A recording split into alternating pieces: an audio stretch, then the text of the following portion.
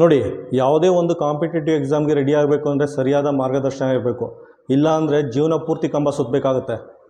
ಇದಕ್ಕೆ best example ಅಂದರೆ ನಾನೇನು ಮಾಡಿದೆ ಅಂದರೆ 6 ತಿಂಗಳಿಂದ ಮಕ್ಕಳಿಗೆ ಯಾವುದೋ ಒಂದು ಕಾಂಪಿಟೇಟಿವ್ ಎಕ್ಸಾಮ್ದು ಪಾಠ ಮಾಡಬೇಕಿತ್ತು. ಅದಕ್ಕೆ ಕನ್ನಡ ಮೀಡಿಯಮಲ್ಲಿ ಪಾಠ ಮಾಡಬೇಕಿತ್ತು.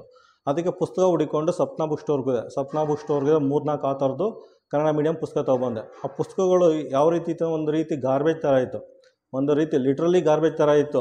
ಗಾರ್ಬೇಜಲ್ಲಿ ಗುಂಪಿನ ಹುಡುಕ್ತಾರಲ್ಲ ಆ ರೀತಿ ಇತ್ತು ನನ್ನ ಪರಿಸ್ಥಿತಿ. ಕೊನೆಗೆ ಬಿಟ್ಟೆ ಆಗೋದೇ ಇಲ್ಲ ಅಂದ್ಬಿಟ್ಟು ಬಿಟ್ಬಿಟ್ಟೆ.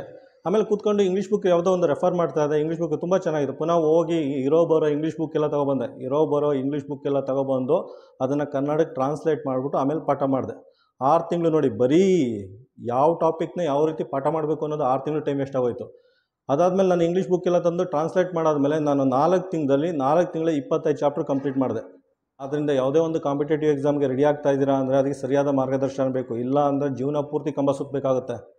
ಆದ್ದರಿಂದ ಮಂಡ್ಯ ಜಿಲ್ಲೆಯ ವಿದ್ಯಾರ್ಥಿ ಮತ್ತು ಯುವ ಮಿತ್ರರು, ನೀವೇನಾರು ಮುಂದೆ ಜೀವನದಲ್ಲಿ UPSC ಅಥವಾ KPSC ಎಕ್ಸಾಮ್ ಬರೆದು IAS ಆಫೀಸರ್ ಆಗ್ತೀನಿ, KS ಆಫೀಸರ್ ಆಗ್ತೀನಿ, IPS ಆಫೀಸರ್ ಆಗ್ತೀನಿ, ಅಥವಾ ಫಾರೆಸ್ಟ್ ಡಿಪಾರ್ಟ್ಮೆಂಟ್ ಯಾವುದೋ ಹುದ್ದೆ ತೊಗೊಳ್ತೀನಿ, ಇನ್ಯಾವುದೋ ಸರ್ಕಾರಿ ಅಧಿಕಾರಿ ಆಗ್ತೀನಿ ಅಂತ ಏನಾದ್ರು ಕನಸು ಕಾಣ್ತಾ ಇದ್ದರೆ, ಇದೇ ಗುರುವಾರ ಸೆಪ್ಟೆಂಬರ್ 19ನೇ ತಾರೀಕು ಬೆಳಗ್ಗೆ 9ವರೆಗೆ ಮಂಡ್ಯ ಸುಭಾಷ್ ನಗರದಲ್ಲಿರೋ ಶಿವನಂಜಪ್ಪ ಪಾರ್ಕ್ ಪಕ್ಕ ಇರೋ ಅಂಬೇಡ್ಕರ್ ಭವನದಲ್ಲಿ UPSC ಮತ್ತು KPSC ವರ್ಕ್ಶಾಪ್ ನಡೀತಾ ಇದೆ.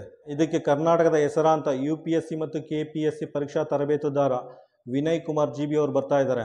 ಅದಕ್ಕೆ ಮಂಡ್ಯ ಜಿಲ್ಲೆಯ ಪ್ರತಿಯೊಬ್ಬ ವಿದ್ಯಾರ್ಥಿ ಮತ್ತು ಯುವಕರು, ಅದರಲ್ಲೂ ಕಾಲೇಜ್ ಸ್ಟೂಡೆಂಟ್ಸು ಬಂದು ಭಾಗವಹಿಸಿ ಇವ್ರ ಜೊತೆಲಿ ಚರ್ಚೆ ಮಾಡಿ, ನಿಮ್ಗೇನಾರು ಡೌಟ್ ಇದ್ರೆ ಇವ್ರ ಹತ್ರ ನೇರವಾಗಿ ಕ್ಲಾರಿಫೈ ಮಾಡ್ಕೊಳ್ಳಿ.